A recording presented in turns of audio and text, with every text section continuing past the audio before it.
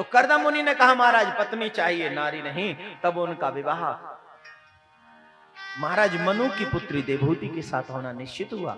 और जब देवहूति के साथ होना निश्चित हुआ तो जब संबंध हो रहा था बीच में जो हमारे ब्रज में कहते बिचौलिया, बिचौलिया मतलब संबंध कराने वाले। अब आपके यहाँ क्या कहते हैं उसको?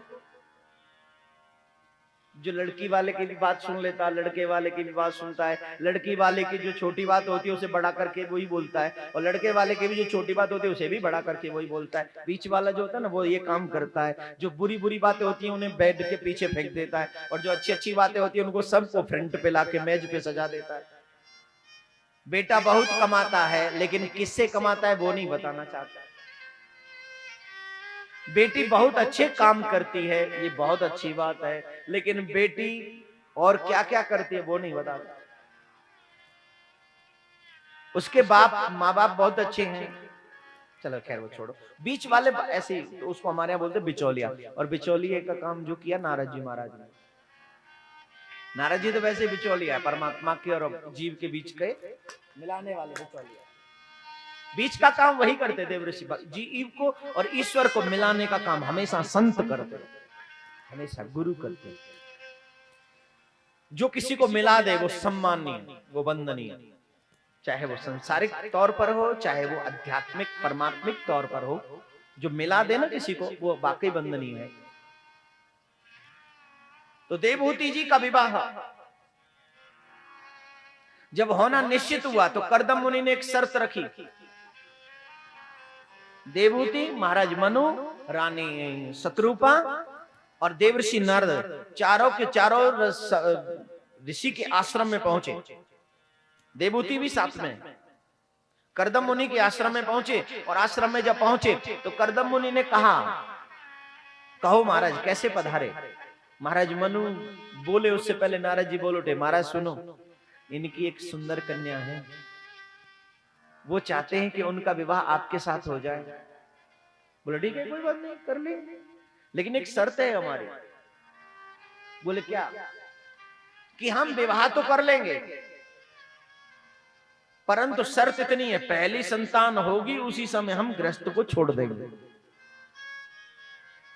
देवहूति जी सोचने लगी ये तो शर्त पे शादी हो रही है तो एक शर्त जरा इधर से भी। महाराज पिताजी से कहा पिताजी रुको हमको भी करने दो कुछ, शर्त वर्त की बात है हम भी करेंगे। बोले करो।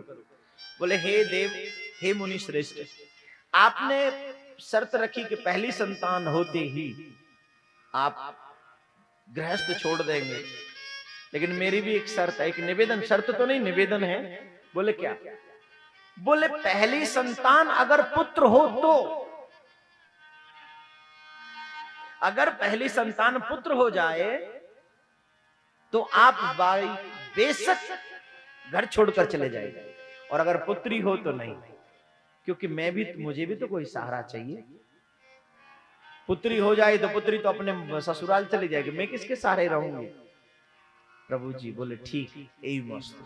तो दोनों का विवाह हुआ, और दोनों का विवाह हुआ। कहते विवाह के बाद ही कुछ समय उपरांत ही कर्दम मुनि समाधि में विराजमान हो गए। लेकिन देवहूति नई नई दुल्हन बनकर आई, अभी अभी शादी हुई, और कर्दम मुनि समाधि में लीन हो गए। लेकिन देवहूति अपने महलों में नहीं गई, वहीं पर अपने पति की सेवा करती रही। कहते कर्दम मुनि कई हजार वर्ष तक तपस्या करते रहे, और कुछ समय बाद जब उनकी समाधि खुली तो उन्होंने देखा वो जो देवी हैं मनक्रम वचन से देवहूति अपने पति की सेवा कर रही है। महलों में रहने वाली राजकुमारी वन में रह रही है, और वन में रहकर भी फल फूल खा रही है, और अपने पति की सेवा मन सुंदर बिस्तरों पर शयन। जो शयन कक्ष है, राजकुमारियों के शयन कक्ष कैसे होते आपको मालूम होगा। मखमली गद्दों पर जो शयन करने वाली राजकुमारी वो पृथ्वी पर शयन कर रही है, अपने पति के साथ सेवा कर रही है। जिस दिन विवाह हुआ था उस दिन बहुत बहुत सुंदर थी, अब ऐसा लगता है जैसे वृद्ध हो गई। करदम मुनि समझ गए इन्होंने मणिक्रम वचन से हमारी सेवा की है। तब करदम मुनि ने उन्हें एक सुंदर सरोवर में स्नान कराया, और जब स्नान करने के लिए उस सरोवर में डुबकी लगाई तो वहां बहुत दासियां थी वहां पर। उन्होंने सुंदर सुंदर स्नान कराकर सुंदर सुंदर वस्त्र पहनाए, सुंदर सुंदर गहने उनको पहनाए, और जब वहां से आई तो दुल्हन बनकर आई। ऐसी लग रही जैसे कि दुल्हन है। उन्हें ये एहसास ही नहीं हुआ कि मैं इतने दिनों से वन में रह रही हूं। उन्हें लगा कि अभी अभी महलों में से आई। इतनी स्फूर्ति उस सरोवर में स्नान करने से उनको प्राप्त हुई। तब उनका विहार प्रारंभ हुआ करदम मुनि का। और पहली संतान जब हुई, करदम मुनि ने अपना कमंडल उठाया और जाने लगे, तो अंदर से आवाज आई, ए जी सुनो। बोले कहो देवी, हम अपनी शर्त निभा रहे हैं। हमने कहा था पहली संतान होगी तो हम घर छोड़ देंगे। बोले सुनिए महाराज, कृपा करके मेरी प्रार्थना सुनिए। मैंने भी कहा था कुछ आपसे कि पहली संतान अगर पुत्र हो तो छोड़ देंगे। बोले तो क्या पुत्र नहीं? बोले नहीं, पुत्री, दूसरी भी पुत्री, तीसरी भी, चौथी भी, पांचवी, छठवीं, सातवीं, आठवीं, 9 पुत्री हो गई।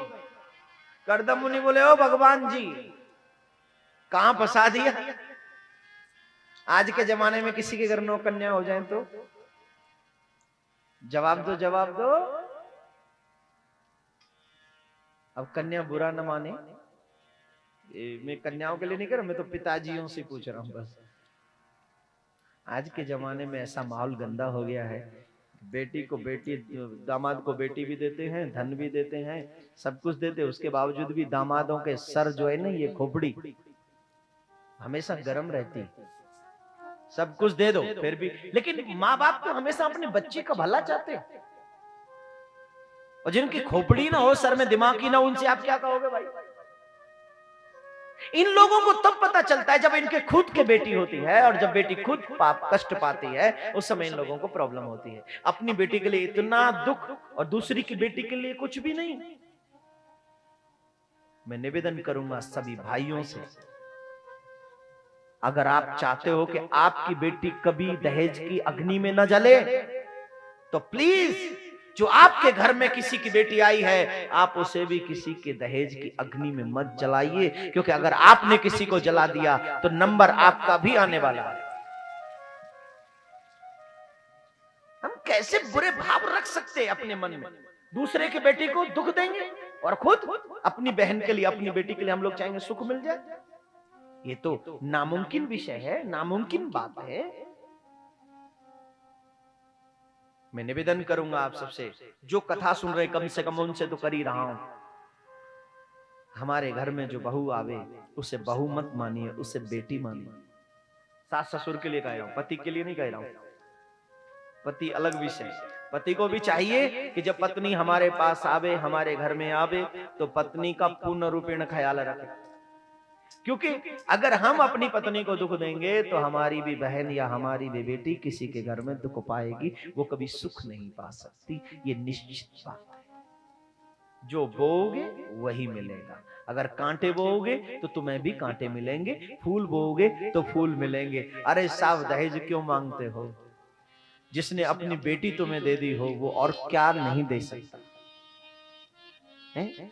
सबसे बड़ी चीज उसके पास जो होती है, सबसे बड़ी इज्जत जो है उसकी, वो बेटी है, और उसने तुम्हें अपनी बेटी दे दी। इसके बाद अगर तुम कोई इच्छा रखते हो तो तुमसे बड़ा निकृष्ट प्राणी कोई और नहीं, जो दहेज की इच्छा लेकर झोली फैलाकर हमेशा भूखे सिंह की तरह बैठे रहते हैं। ऐसे लोगों को भी कभी सुख नहीं मिलता, कभी नहीं। अब आप कह रहे होंगे ये मैं भागवत में से तो नहीं बोल रहा। बोले बिल्कुल नहीं, ये अपनी बात कह रहा हूं आपसे, ये किसी का मत नहीं, ये मेरा मत है, ये मेरा मत। अगर सुख पाना चाहते हो तो सुख देना सीखो। अगर अपने बच्चों को सुख देना चाहते हो तो दूसरों के बच्चों के साथ भी अच्छा व्यवहार करो। बोलो राधे राधे। राधे जोर से बोलना पड़ेगा। राधे। अच्छा व्यवहार करोगे तो आपके साथ भी अच्छा होगा। कहते हैं श्रद्धेय सुखदेव जी महाराज, 9 कन्या हो गई, तब भगवान से प्रार्थना की, हे प्रभु कृपा करिए। तब उस 10वीं संतान के रूप में साक्षात कपिल देव भगवान प्रकट होकर आए। बोलो कपिल देव भगवान की जय।